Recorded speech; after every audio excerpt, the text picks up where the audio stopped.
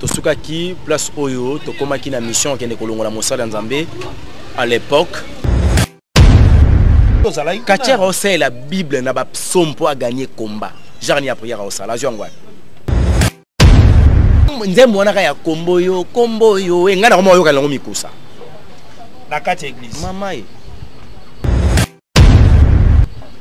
Na biso mukuso ngana yoka eyebikanga. Papa na banda ko kwanza na komi ko yoka na voix audible bima. Premier nuit na lala et pas na biso na ndako na limete na sanga prière au sala no yibate na sambela meso chama to na sambela Jésus soki ba na lies na ndimi ko lia bombo wana za na sirène na $25,000 parce que par jour na kushana 4 femmes wana wa magique.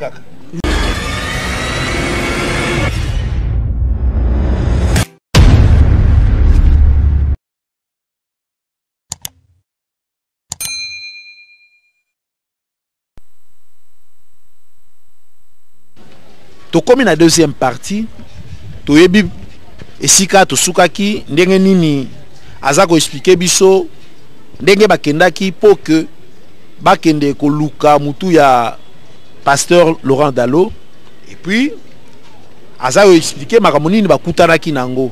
Je suis sûr ba o balandaki biso la première partie ya émission oyo ba yebi bongo biso tozo continuer sikoyo évangéliste Elonga boni yosi.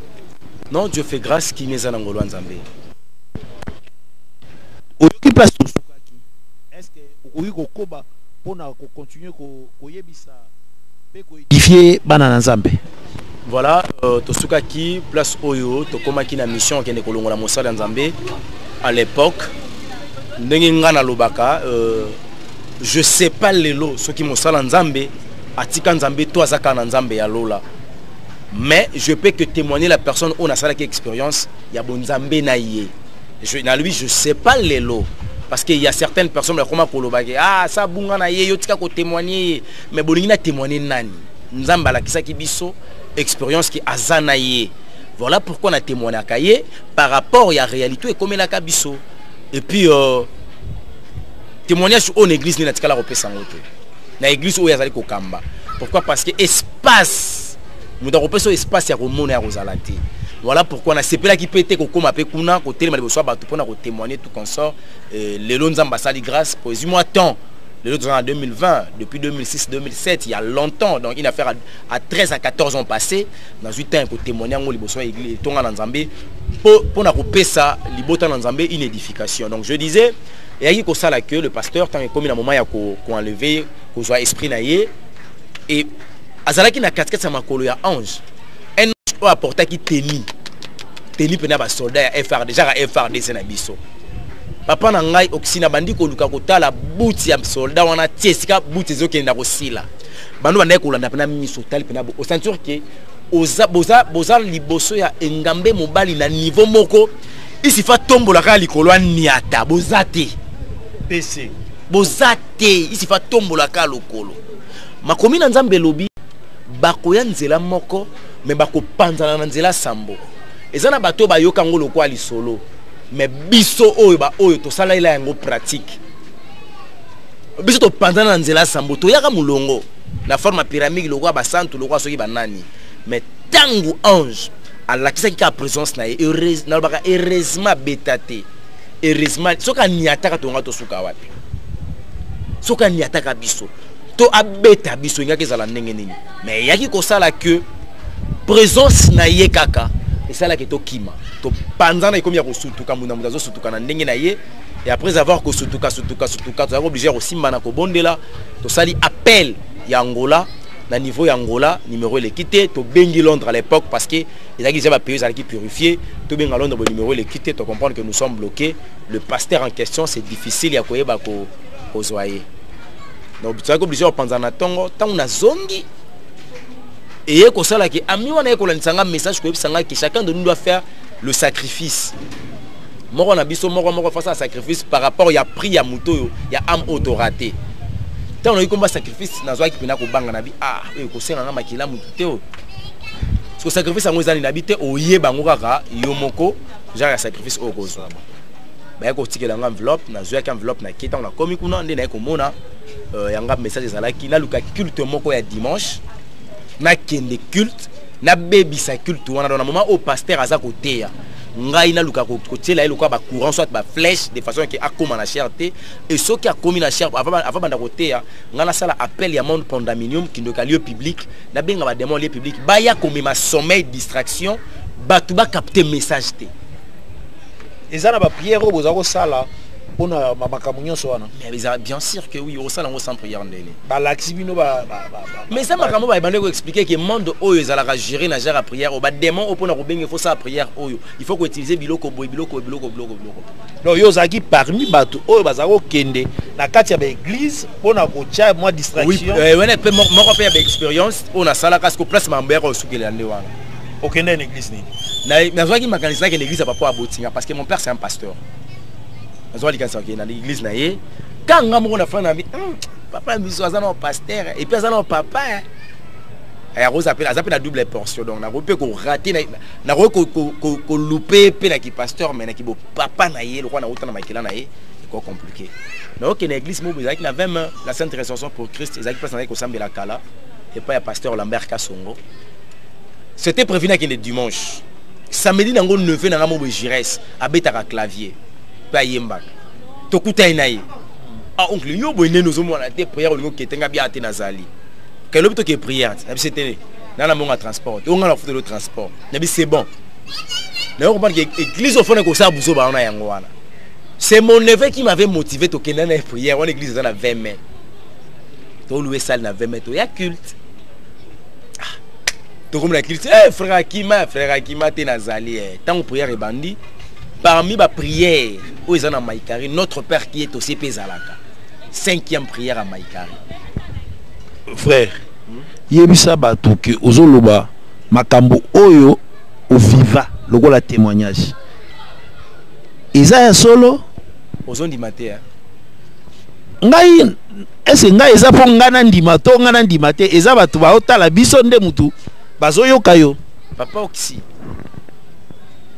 notre Père qui est au ciel, que ton nom soit sanctifié, que ton règne vienne. Et ça 5e prière na Maïkari. Katia Rosa la Bible n'a pas son pour gagner combat. Jarni a prière à Osala, Jongwa. Alléluia yo ko. Mutakoki ko sima makomi na Nzambe pour ça le mabe bazali. Eza na batu bazwa bakanga basi na kisi na kati ya makomiti.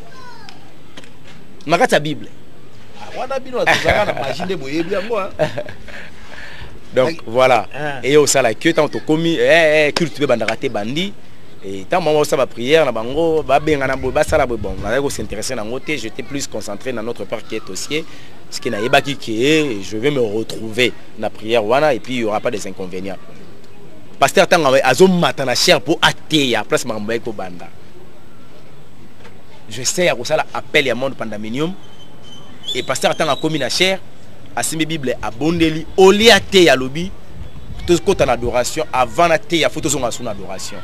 Or adorer veut dire prier 2 fois. Pasteur a multiplié force. Donc c'est comme si l'Esprit Saint, donc je suis sûr que l'Esprit Saint a ce qui t'a encore révélé tant ba côté adoration c'est mon neveu mutatina nzem. Oya memaki yo wana. Kombo yo Kombo yai papa.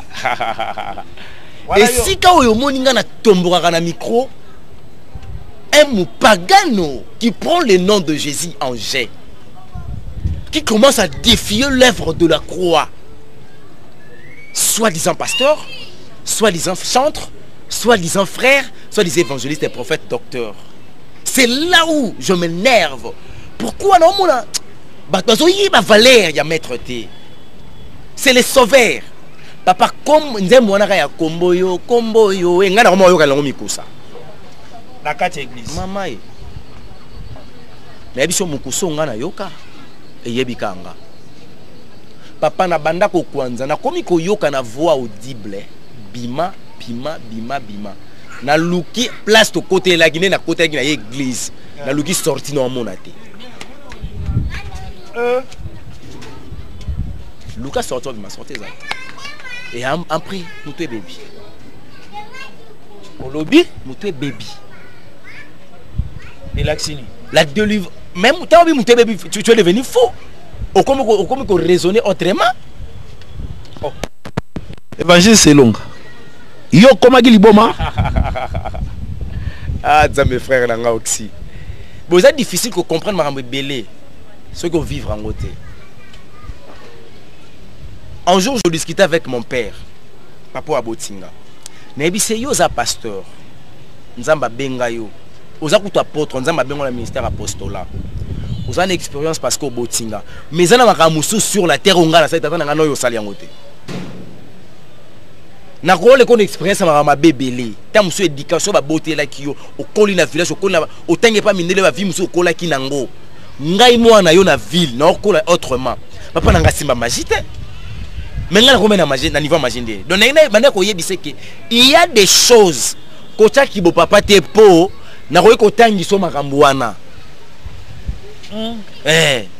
Ndenge ba boko la ko ndenge boko lingate. J'avais perdu la tête. Et la délivrance c'est ça la basala nzambe. Yeb ça chose dans l'air au perdre la tête. Si comme on la bilamba pas. Je savais pas qu'est-ce qui était passé. Aux conscience en wap. Il y a maîtriser marambo et ça va les là.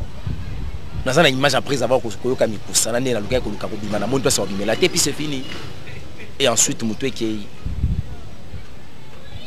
wana délivrance c'est ça kaka na kati église wana. Oui, nous avons un pasteur, on avait un pasteur, on a habité le Loso Razawapi, le pasteur Chéribin. Pasteur wana nzambe tanga benga kai azalaka sportif. Nzamba benga ayana ki mettre dans l'évangile. Si vous avez pasteur Chéribin azalaka soki bosa li kambuna kati église. Et qui va commencer le pasteur Chéribin. Maman na oro ki makilt. Obetaka machine soka père benga na sambwe. Yo ndai ko menacer. Au tebe on menacer bino. Yo za ko intimider. Yo. Ozo ça l'évangile fait yo Abraham, yo nan. Yo est-ce que yo bi no way. Petit. O tiki mafantir ko muto sona nzambe boy sala bata sali bato. Bat ba kufi mo kilimo bimba. Mais yena bana batikali yo ça yo muyombe uta wapi. Aza ko menacer sur l'évangile. Le pasteur Chéribin. Parce que batindi la ngaye pour soana ngai. Naza ko obligé na misa la vérité. Au bando expliquer et voilà, mais j'avais toujours la peur et à dénoncer ma cambonioso. Première nuit na lala et pas na biso nandako. Na limité. Na sanga prière au sala.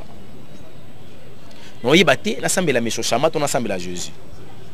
Donc tu m'as sur na sambela Christ kuna moyo kananga ba otinda ba soldat. Est-ce que Christ va protéger nga? Ce qu'on a n'est pas dénoncer ba on a sambela sous mesho chama et on a ko ba punition. Na romo banga. Na lala. Donc, au sentir qu'il n'a pas été. Et n'a pas après 3 jours, Jeffang, et bien soleil au Kanganga. Au monde n'a pas été marambo. Na boutou peut-être y a l'élo. Bah ouais ma menace. Na yebi ki ba oya na bango ndi ba ne micro na zebi sayo na za attaquer na niveau mon zéro. L'élo coûte la nuit. Na une mauvaise visitation vers 23h. Na si ko prier pour na bateau parce qu'à partir de 21h 10h na bonne de la na bande ko ba libanda ba benganga to ça ba prière. Tant on a silici. Papa nanga. Na ye na telemi na chambre na fungoli maboko na bondeli pona ndaku nanga na couvrir ndaku nanga na bondeli na sengi na zamba batela moi sitanga na bana na matina mbetu na lali no senti na fenêtre nanga ya chambre. C'est comme si ba kake ezo pesa ma ba couleur rebelle kaka na surtout ki na cholo boko na banjo prier na zongi deuxième événement or que moi stanga zolo ta 2 personnes ba yé na entrer na porte na biso salon pour ba kota. On a musanga papa elle la muka taba mbel ba kota na ndako. Wana butwale. Na butwale. Azo bisanga on attend c'est oui on était visité. Avant yango avant-hier na lotaki on a été ko le kalibumu mo bo libumu salinga passe na ke toilette na leki libumu. Ensuite na sala makila, c'est la makila. Nabi oh na yé na la na sima na simbi libumu na bi Seigneur kombo ya Jova rafande kombo na yo. Anja rolo bate ko za Jova rafa parce que anja tikala ko bela te. Donc muto ko benga yo Jova rafa za mobeli neti ngani na obela. C'est que Jova rafa veut dire le guérisseur. Na yo kasangwa maladie oté. Le loko to bande ko nga ba ondi mateke malade sili ba binanga seki na melekis. Poni to messane comme il passe muta croire même la prière que nzamba ko saela yo. Papa na lalika na sima na salon nga. Na loti 4 jeunes filles ba yo yebisanga keba na ba sirène des autres tika ko dénoncer bango. Tika ba sirène. Tika ko dénoncer bango.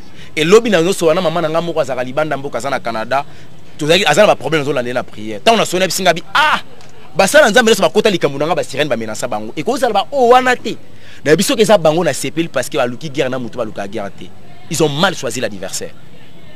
Allez, quand on bon de la sauce, bah Jesus. Na yindi sina sous bango lobby. Visitation. Ne venez pas bah Jesus. Oh mais nanzo yebisa yo j'ai un Jésus en moi. Et donc comme ça nga l'olendo za Yesu. Ce qui vit en moi, il est plus grand par rapport à ce qui vit dans les mondes. Orgueil nzambe pezo mima bango makambo ebele. Orgueil nanga ce qu'on obetela Yesu nanga tolo. Non ça elle est vantard. Tala papa, natika jamais aux négatif na vie. Dans ça négatif. Je suis positif parce que j'ai un Jésus. L'impossible n'est pas le nom de Dieu. Ngamo komo nange longa. Ngamo no komo nange longa. L'impossible n'est pas aussi mon nom. Obanda po kozuka. Dieu fange komelio na ndako. Fange komi na ndako yo kanganga na sutuki. Na sangi mo ça la prière. Et ok il y a que prière na expliquer pasteur attends na yeko zonga. Et puis singa loba vérité na c'est bon. Et ça na bilo mso etikala ki na bombe la kio. Et que l'on la fleur place na lona fleur.